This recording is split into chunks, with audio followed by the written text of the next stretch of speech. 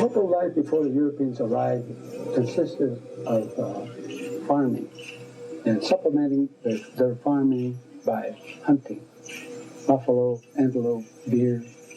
And because this is a semi-arid country, low rainfall, they spent much of their time fasting or praying for good weather, and other times they spent dancing to ask for more animals. During the winter months they have buffalo dance, deer dance, so that they hope that more will be available when hunting season comes around. Well, Joe Sando is a very important individual in the history of Pueblo people. The reason behind that was he was probably one of the first scholars to really bring many of the primary sources that had been hidden for various reasons into the public. And through his ability to take that primary source and merge that with his understanding of history as a Pueblo man, his presentation of history, I believe, was important in developing a sense of activism among the students. My mother was one of his students at UNM way back in the day when his first book came out. And she would come back from class and she would tell us these stories of what Joe Sando talked about, the Bursum Bill or whatever it may be. And in those stories, she said, I never knew our history was so complex.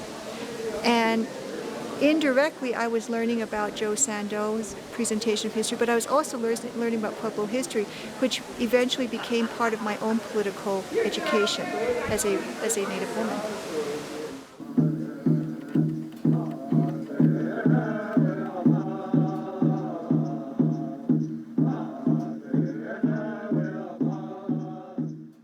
I was a student once upon a time at the University of New Mexico way back in 1975. I was a gopher for the Cultural Awareness Center, and there were 8 mentors that I had in there. They saved my college career, but there was this one man who always kept talking to me, and he was different from the rest because in those days I was a strong Chicano student, and it was only because I knew how to be a good neighbor that I would listen to Joe Sando tell me about coyote and how it was difficult for people to go from the Shemish in his community to the other community and not get caught in the middle by the trickster coyotes. And today, because of Joe Sando, I really do buy the idea of sovereignty better than the political subdivisions that we have today in New Mexico. And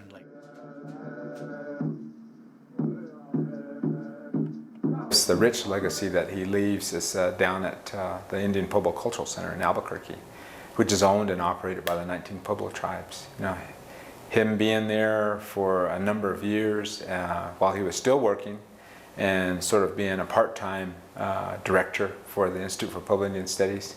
And then later on, when he retired and became basically the director emeritus of the Indian Pueblo Cultural Center, Institute for Pueblo Indian Studies, those were rich times for all of us that could be around him, because then he could devote more time to us. And in particular, myself coming into the role of a CEO for both corporations, I was very fortunate and will forever be fortunate to be able to have him present on site to confer with.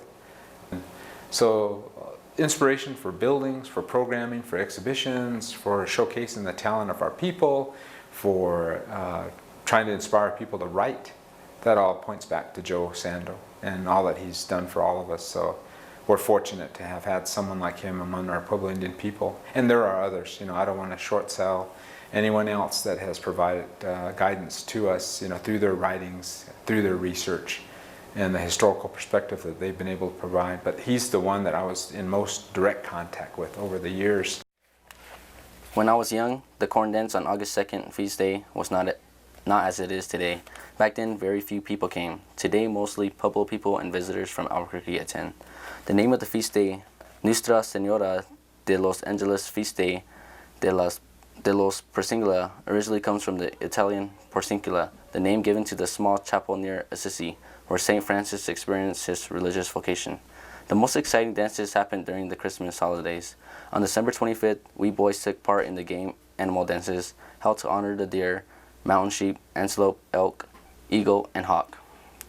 2 boys and 1 girl performed the buffalo dance. The 25th, December 25th, Christmas dances, buffalo Christmas dances, which I have danced in as well.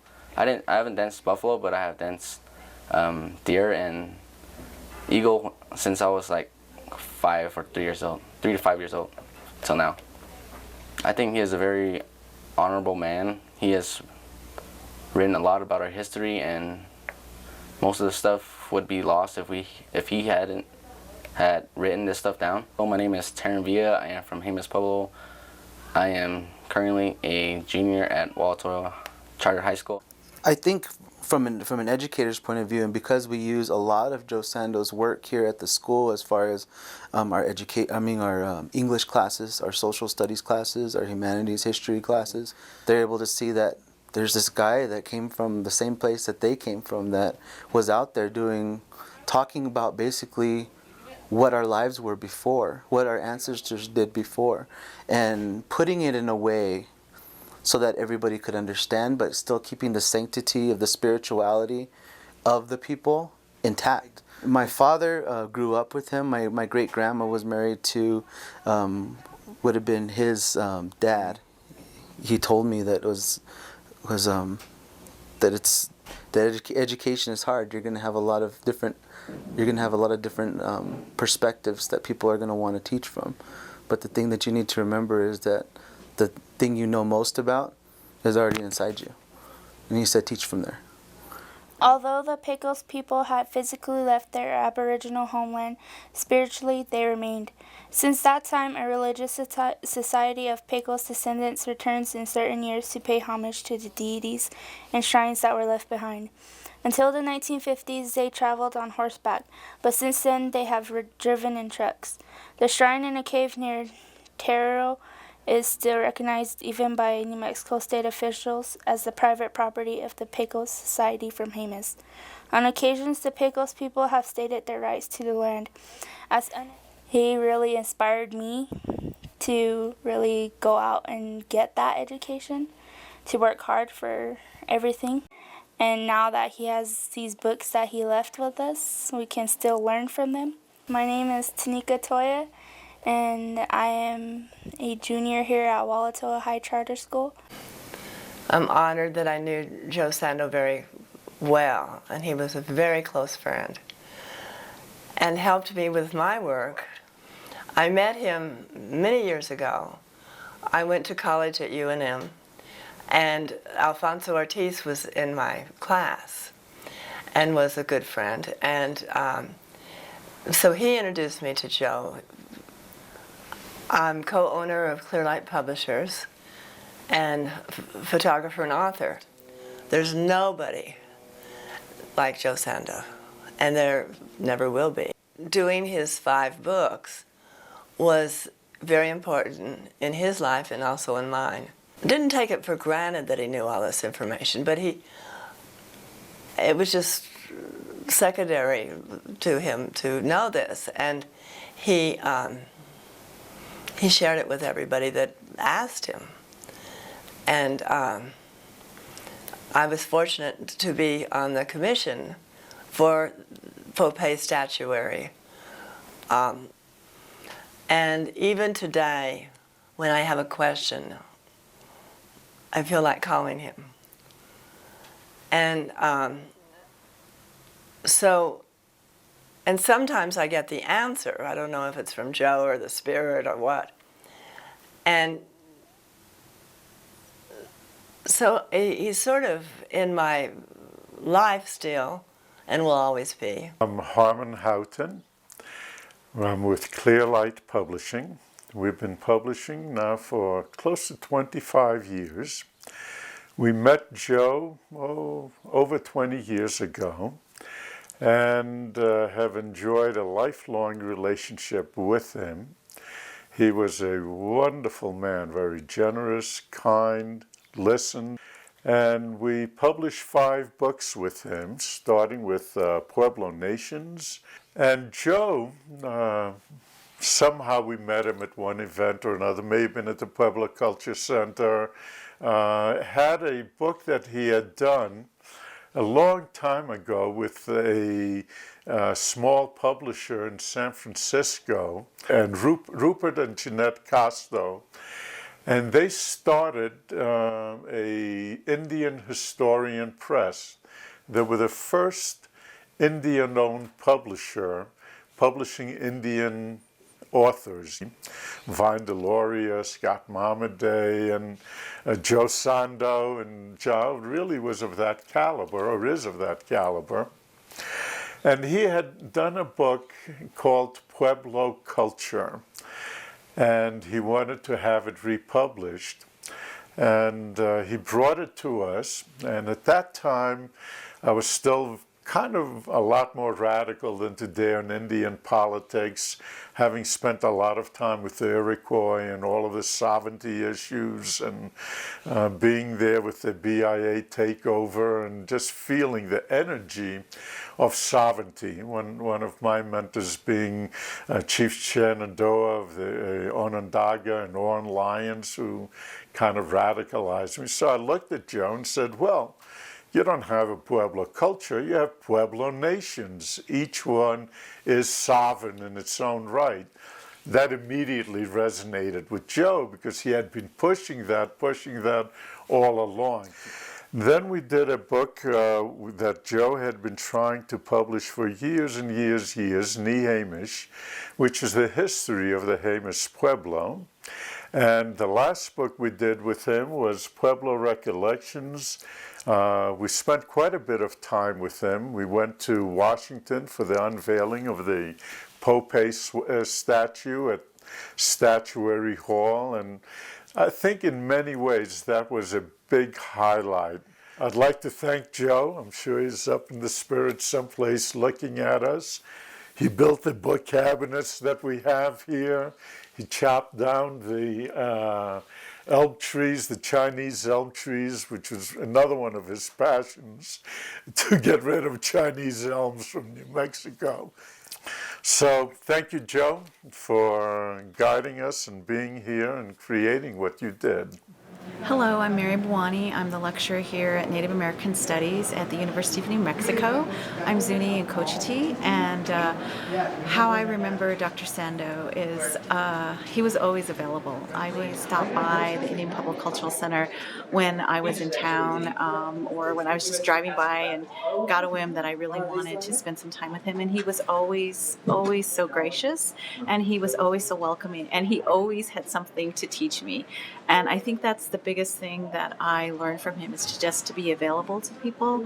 And I loved when he would share his stories of just the everyday lives of the people in the Pueblo communities, whether it was from years and years back, from the stories he learned as a boy, or whether it was the stories that were happening right then and now. And I think it was also his appreciation of the media, and in terms of how the media was important to Pueblo people and how we needed to know what was going on in our communities. In times that I've experienced with Joe, and of course there are many other times that we had special moments, for us to sit down over that bowl of beans and green chili. We would talk about the future for the Indian Pueblo Cultural Center as well.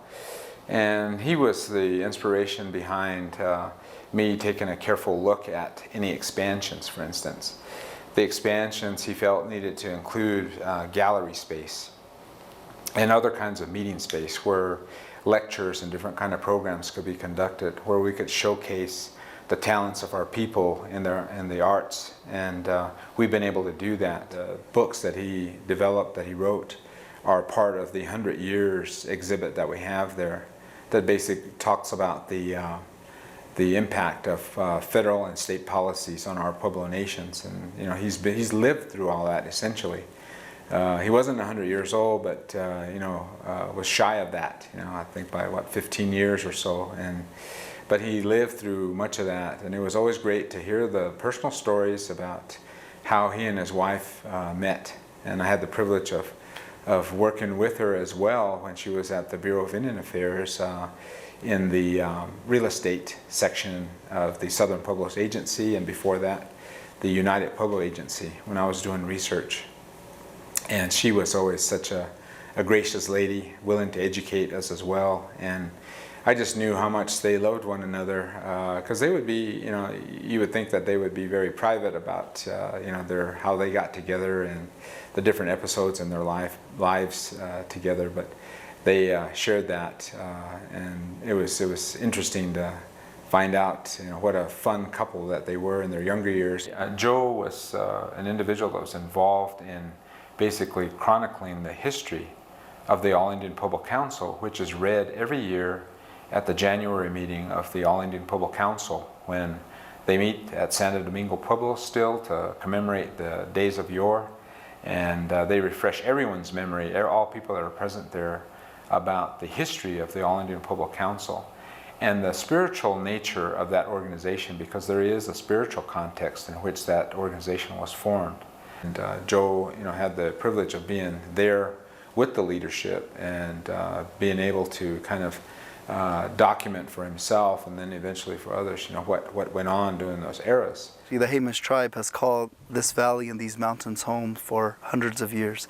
Many of our connections to our ancestral homelands, to our sacred mountains, sacred sites, are in these mountains on the mesa tops, where a lot of our ancestral villages are, and into the valleys where we continue to cultivate our traditional agricultural practices. And so this has been home to us, and it is our connection to this area that is most important. Jemez is one village, a population of about 3,700. We have a strong agricultural community where we continue to practice our traditional agricultural methods. And we also are very interactive with our environment, because our language, our culture and traditions, and some of the ceremonies that we do rely on that interaction with the natural world around us. And not only that, but also the spiritual world around us. And so that this valley, these mountains, and these mesas all play a significant part of defining who we are as Jemez people. So a lot of the strategies that we're looking at is how we can integrate language and culture into the educational aspects of our young people, so that they are grounded in language, culture, and the traditions and ways of knowing as Jemez people, and then building on that the academic knowledge and English and other linguistic skills that they'll need to be successful outside of Jemez in this modern society. And that's where the work of Dr. Sando has become really key and critical in laying the foundation of documenting not only the history of Jemez, but of Pueblo people, and looking at that and working from that foundation to build our own research-based practices as tribal people. But qualities that help the Pueblo peoples to survive with their culture up till today is, first, religion, their native religion. And in order to have their native religion, they had to have a language. So these are the two outstanding qualities that help the Pueblos to survive: religion and language. You need one to operate the other. Okay, my name is Mabel Sando, and I am Joe Sando's sister-in-law. I married his brother in 1945 after he got out from the service. And it just so happened at the time, Joe was in the Navy and he was on leave when we got before we got married. And so we were the only ones in the chapel. At that time, hardly anybody attends the wedding mass. And Joe was